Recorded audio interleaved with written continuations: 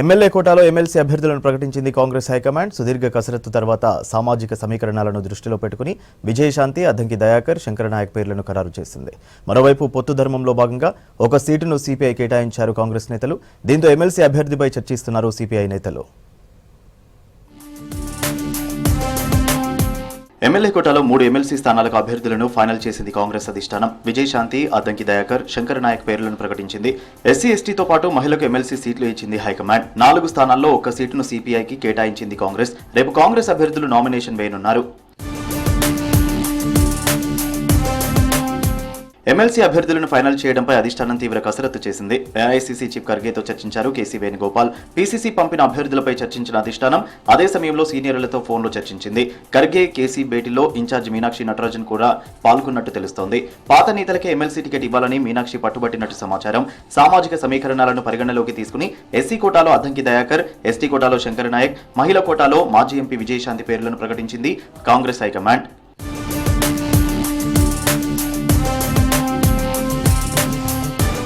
మహిళల కోటాలో అనూహ్యంగా మాజీ ఎంపీ విజయశాంతికి ఎమ్మెల్సీ సీటు లభించింది. తెలంగాణ ఉద్యమంలో కీలకంగా పనిచేశారు. ఉద్యమం తర్వాత సొంత పార్టీ తల్లి తెలంగాణను బీఆర్ఎస్ లో కలిపి ఆ పార్టీ నేతగా కొనసాగారు.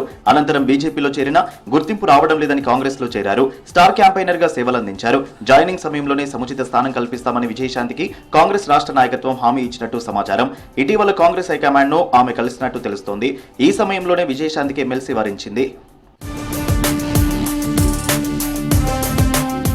కాంగ్రెస్ అధికార ప్రతినిధిగా పార్టీ వాయిస్ ను బలంగా వినిపిస్తున్నారు అద్దంకి దయాకర్. అసెంబ్లీ ఎన్నికల్లో తుంగతుర్తి టికెట్ ఆశించారు. కంటోన్మెంట్ ఉప ఎన్నిక, ఎంపీ ఎలక్షన్ల టైంలో అద్దంకి టికెట్ ఇస్తారని ప్రచారం జరిగినా అది జరగలేదు. ఎట్టకేలకు ఇప్పుడు అద్దంకి ఎమ్మెల్యే కోటాలో ఎమ్మెల్సీ ఖరారైంది.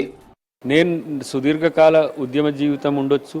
ఈ 10 సంవత్సరాల కాలం నేను కాంగ్రెస్ పార్టీకి డెడికేటెడ్గా పనిచేసినందుకు నాకు ఇది బహుమతిగా నాకు ఇచ్చిందని నేను భావిస్తున్నా. బహుమతి అనే దానికంటే ఒక బాధ్యతగా నేను తీసుకోవాల్సిన అవసరం ఉంది. ఎందుకంటే నేను పార్టీకి వెచ్చించిన సమయమే కాకుండా ప్రజలకు వెచ్చించాల్సిన సమయాన్ని కూడా పార్టీ ఇచ్చిందని నేను భావిస్తున్నాను. ఎమ్మెల్సీ టికెట్ దక్కించుకున్న కేదావత్ శంకరనాయక్ మాజీ మంత్రి జానారెడ్డికి ప్రధాన అనుచరుడు. కాంగ్రెస్ లో దశాబ్దాలుగా పనిచేస్తున్నారు. బ్లాక్ కాంగ్రెస్ ప్రెసిడెంట్ తో పాటు పలు పదవులు నిర్వహించారు. ప్రస్తుతం డీసీసీ అధ్యక్షుడిగా ఉన్నారు. ఎస్టీ కోటాలో శంకరనాయక్ కు టికెట్ ఇవ్వాలని ఇటీవల సీఎం రేవంత్ రెడ్డిని కోరారు జానారెడ్డి. దీంతో శంకరనాయక్ కు టికెట్ దక్కినట్టు సమాచారం. తనకు అవకాశం ఇచ్చిన కాంగ్రెస్ నాయకత్వానికి కృతజ్ఞతలు తెలిపారు శంకరనాయక్. యూత్ కాంగ్రెస్ నుంచి ఇవాళ జిల్లా కాంగ్రెస్ దాకా ఒక ఎంపీపీగా, జెడ్పీటీసీగా, బ్లాక్ కాంగ్రెస్గా, మండల పార్టీ అధ్యక్షునిగా, తర్వాత నేను కాంగ్రెస్ పార్టీకి సేవలు అందించినందుకు ఇవాళ నాకు ఇలా ఈ లంబాడి కులానికి ఇవ్వాలని చెప్పి వీళ్ళందరూ కలిసి సజెస్ట్ చేసినందుకు వాళ్ళందరికీ నేను రుణపడి ఉంటానని చెప్పేసి తెలుసు. కాంగ్రెస్ పార్టీలో నేను చాలా హార్డ్ కోర్కి పనిచేసినాను, కార్యకర్తగా పనిచేసినాను. మొన్న 10 సంవత్సరాలకు 14-15 కేసులు కూడా నా మీద నమోదైనాయి. ఒక తండాల నుంచి వచ్చినోని కాబట్టి నాకు ఇంత పెద్ద ఎమ్మెల్సీ హోదా ఇచ్చినందుకు కాంగ్రెస్ ప్రభుత్వానికి, అదేవిధంగా రాహుల్ గాంధీ గారికి, మా ముఖ్యమంత్రి గారికి అందరూ కూడా ధన్యవాదాలు తెలియజేస్తాను. ఒక సీటు సిపిఐకి ఇవ్వాలని నిర్ణయించింది కాంగ్రెస్. దీంతో ఆ పార్టీ రాష్ట్ర కార్యాలయంలో సిపిఐ నేతలు భేటీ అయ్యారు. ఎమ్మెల్యే కోటాలో ఎమ్మెల్సీ అభ్యర్థిపై చర్చించారు. చాడా వెంకటరెడ్డి, నెల్లికంటి సత్యం టికెట్ కోసం గట్టిగా పోటీ పడుతున్నట్టు తెలుస్తోంది. దీంతో ఓటింగ్ తో అభిప్రాయాలు సేకరించనున్నట్లు సమాచారం.